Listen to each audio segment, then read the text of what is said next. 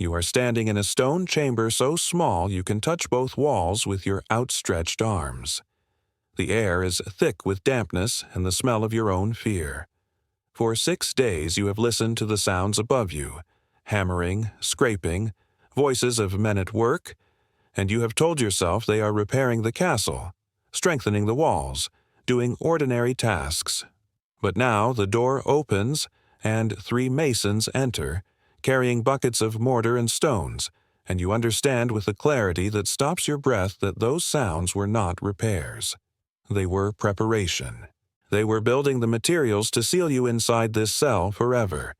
You open your mouth to speak, to beg, to reason, but before you can form words, they begin their work. Stone upon stone. Mortar between. Building a wall across the only opening to your tomb. This was how Eleanor died in the winter of 1379, accused of adultery by a husband she had loved, condemned by a system that needed no evidence beyond suspicion, buried alive beneath a castle in northern France while she screamed into darkness that would never answer. Before I take you back to that sealed chamber, before I show you whether Eleanor's screams were ever heard again, I need you to tell me something. Drop a comment right now and let me know where in the world you're watching from, because it honestly amazes me that a story this dark, this buried in the past, can reach across centuries and continents to find you wherever you are. The punishment Eleanor faced was called immurement, leave burial within walls, and it was just one method in a vast arsenal of tortures that medieval European society reserved specifically for women accused of betraying their marriage vows. What makes this historical reality almost impossible to process is not just the brutality of the punishments themselves, but the casual bureaucratic efficiency with which they were administered, the meticulous record-keeping that documented every scream and every burn, and the fact that these were not secret atrocities committed in darkness by criminals, but public spectacles carried out in broad daylight by respected members of the community, recorded in church archives, authorized by legal codes, and witnessed by entire towns who were often required by law to attend. Between the 12th and 16th centuries, across England, France, Germany, Italy, Spain, and the Low Countries, thousands of women faced accusations of adultery.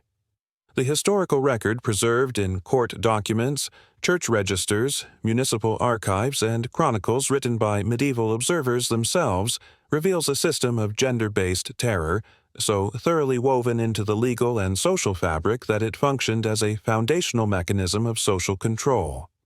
A woman could be accused by her husband without presenting any evidence beyond his word. She could be convicted without being permitted to speak in her own defense. And once convicted, she faced punishment specifically designed not merely to cause pain or even death, but to destroy her so completely, physically, socially, psychologically, that her annihilation would serve as a warning that paralyzed every other woman with fear. To understand what happened to Eleanor in that sealed cell, you need to first understand how these punishment systems actually functioned in practice. You need to see what happened to other women whose stories were documented with such clinical precision that we can reconstruct their final hours from the testimony of those who watched them suffer. In the spring of 1342, a woman named Marjorie stood in the village square of a wool-trading town in Yorkshire while a blacksmith heated an iron rod until it glowed orange-red with heat that you could feel from 10 paces away. Marjorie was 31 years old. She had been married for 14 years to Thomas, a wool merchant whose business required him to travel frequently throughout northern England. She had been accused of adultery with William, a young baker whose shop stood 3 doors down from her home. The evidence against her consisted of 2 statements from neighbors. One claimed to have seen William entering Marjorie's house during daylight hours while Thomas was away on business. Another said she had heard laughter coming from inside. That was the entirety of the case. A man delivered bread. Someone heard laughter. From this, an entire community concluded that Marjorie deserved to have her face burned with hot iron. Marjorie had not been allowed to defend herself in any meaningful way during the trial held in the manor house by the local Lord's Court. She had not been permitted to call witnesses or to present any alternative explanation for William's presence in her home. Her accuser was her husband, Thomas, and under English common law and the legal customs practiced throughout most of medieval Europe, a husband's testimony about his wife's behavior carried absolute evidentiary weight. His word was not merely one piece of evidence among many. It was truth itself. It was reality. It was law. Thomas had learned about William's visits through gossip that reached him while he was conducting business in Lincoln. A fellow merchant had mentioned, with the kind of smirking sympathy that barely conceals contempt, that people back in Yorkshire were talking about Thomas's wife entertaining the baker while Thomas was away. Thomas had witnessed nothing improper himself. He had no physical evidence. But the damage to his honor, the public humiliation of being potentially cuckolded, the whispers and knowing looks from other men, these things demanded action, because in medieval society, a man who could not control his wife was not really a man at all. Now Marjorie stood with her hands bound behind her back while the entire village gathered in the square. The gathering was not optional. The Lord's bailiff had gone through the town that morning announcing that all residents were required to attend the punishment of the adulteress Marjorie, wife of Thomas. Attendance was mandatory because these punishments were not about individual justice. They were about teaching every woman in the community what would happen if she stepped out of line, and showing every man that the law supported his absolute authority over his wife. The blacksmith removed the glowing iron from the forge, holding it with heavy tongs. It was a rod about 6 inches long with a flat end that had been carefully shaped into the letter A, for adulteress. The shaping had been done the previous day while Marjorie sat in a cell beneath the manor house, listening to the sound of metal being hammered, knowing that iron was being prepared specifically to mark her flesh permanently. Marjorie could feel waves of heat radiating from the metal as the blacksmith approached. She tried to step backward, an instinctive recoil from approaching agony, but 2 men grabbed her arms and held her absolutely still.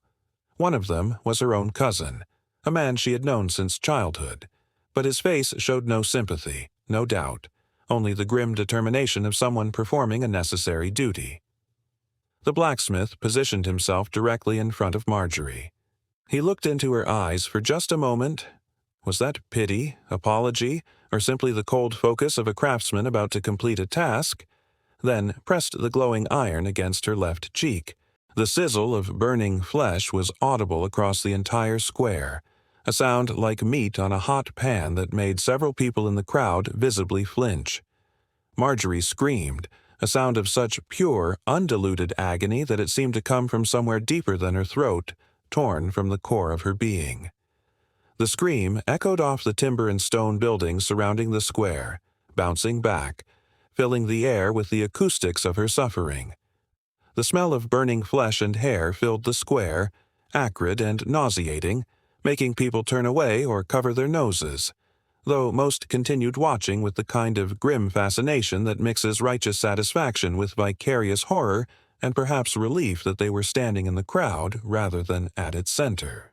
The blacksmith held the iron in place for several seconds that must have felt like years to Marjorie, ensuring the brand would be deep enough to scar permanently, clear enough to be read easily from across a room. When he finally removed it, Marjorie collapsed to her knees, her legs unable to support her weight. She sobbed and gasped, her hands still bound so she could not even touch her face or attempt to ease the burning pain. The letter A was burned into her left cheek about 2 inches high, the flesh charred black in the center with red, blistering skin around it. Blood, mixed with clear fluid, oozed from the wound. Everyone who saw her for the rest of her life would know immediately what she had been accused of. She would never be able to hide her shame, never be able to start over somewhere else where people did not know her history. The brand announced her disgrace to anyone who looked at her face. But here is what you need to understand about medieval punishment for accused adulteresses. The branding was only the beginning.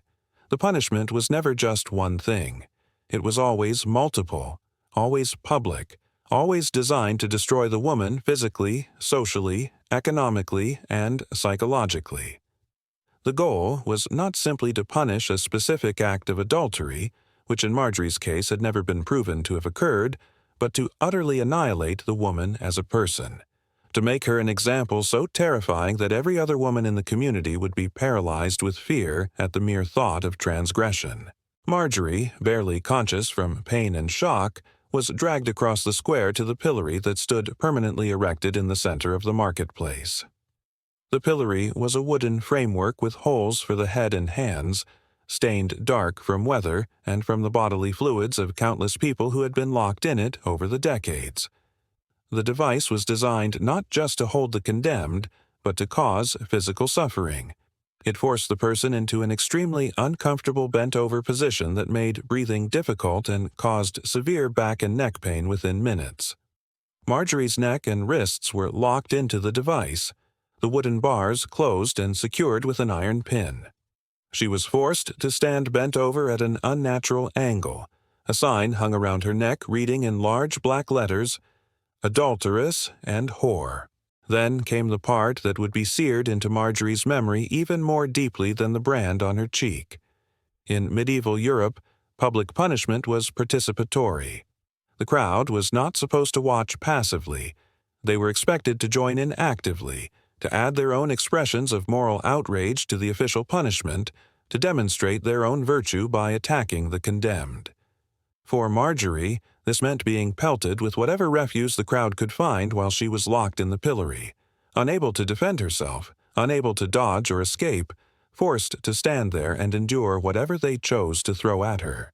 The first projectile was a rotten cabbage thrown by an old woman who lived near Marjorie and who had always watched her with suspicious eyes. The cabbage hit Marjorie in the face, splattering across the fresh brand on her cheek and making her scream again from renewed agony. The impact drove bits of rotten vegetable into the burn wound, contaminating it with bacteria that would cause a severe infection within hours. Then came a barrage: spoiled eggs, horse dung, dead rats, human waste, stones small enough not to kill but large enough to bruise and cut.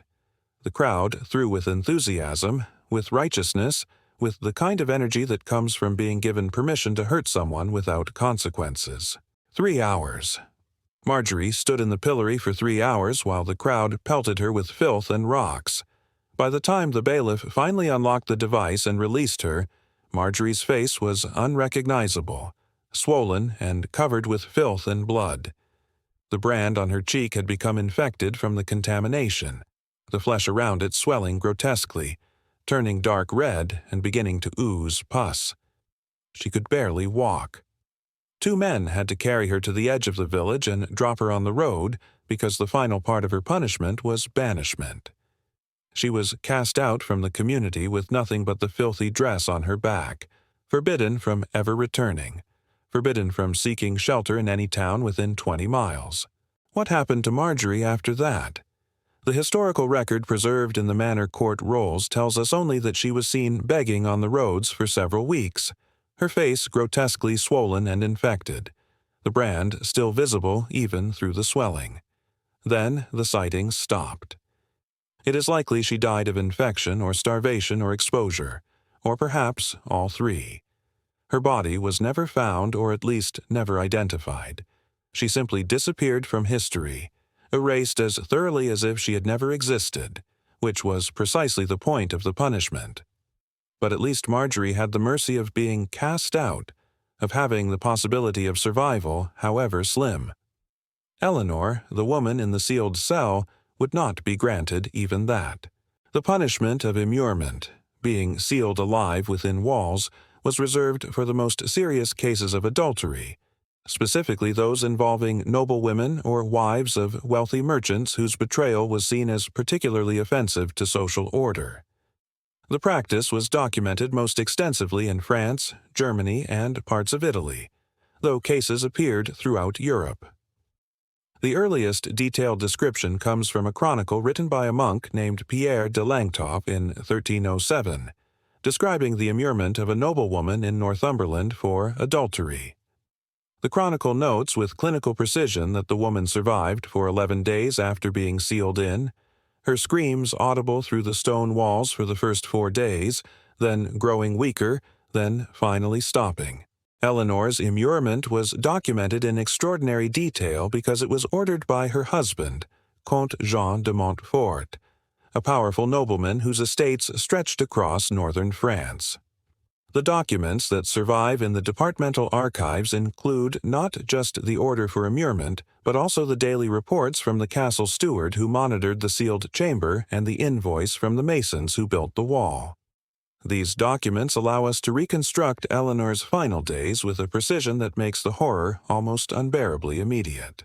Eleanor was 23 years old when she was accused. She had been married to Jean for 5 years, a marriage arranged when she was 17 to strengthen alliances between noble families. The accusation came not from Jean directly, but from his chamberlain, a man named Renaud, who claimed to have witnessed Eleanor in a compromising situation with a visiting knight named Gaston. Renaud's testimony was specific and detailed. He described the time of day, the location in the castle, the positions of the two bodies he claimed to have seen through a partially open door. But there was a problem with Renaud's testimony that Eleanor desperately tried to point out during the brief proceeding that decided her fate. Renaud had his own motives. Eleanor had recently convinced her husband to dismiss Renaud's brother from a lucrative position managing the estate's finances after discovering evidence of embezzlement. Renaud's accusation came less than 2 weeks after his brother's dismissal. None of this mattered. Under French customary law, a nobleman had absolute authority over his wife. If he believed his honor had been compromised, he could order her death without trial or appeal. June chose immurement specifically because he wanted Eleanor's death to be slow, to give her time to contemplate her sin, and to ensure that her punishment would be remembered and discussed throughout the region. The cell they chose was small, roughly 6 feet by 8 feet, located deep in the castle's foundations where the walls were thickest. For 6 days before the sealing, Eleanor was kept in that cell, listening to the sounds of construction above her as workers prepared the materials and shaped stones to fit the doorway. She was given food and water during those 6 days, which seems like mercy until you understand the purpose. They wanted her strong enough to survive for as long as possible after being sealed in. A quick death from starvation or dehydration would have defeated the purpose of the punishment. On the 7th day, as I described at the beginning, the masons entered and began building the wall. The castle steward's report, preserved in meticulous medieval French, describes how Eleanor cried out with great lamentation and pleaded for mercy, calling upon the Virgin Mary and all the saints, but the Comte's justice must be done according to his will. The wall was built carefully, using good mortar and fitted stones, because it needed to be absolutely secure. Any gap that allowed air or light would compromise the punishment. Here is what the historical documents reveal about what happened after the wall was completed. The steward was ordered to monitor the sealed chamber daily and to record what he heard. For the first 3 days, Eleanor's screams were clearly audible through the thick stone walls, echoing through the castle foundations. The steward notes that the screams came in waves, sometimes stopping for an hour or more, then beginning again with renewed desperation. On the 4th day, the screams became weaker, more intermittent. The steward could hear what he described as prayers spoken in a voice hoarse from crying. On the 5th day, there was only silence broken occasionally by sounds the steward described as scratching, as though she seeks to claw through stone with her fingers.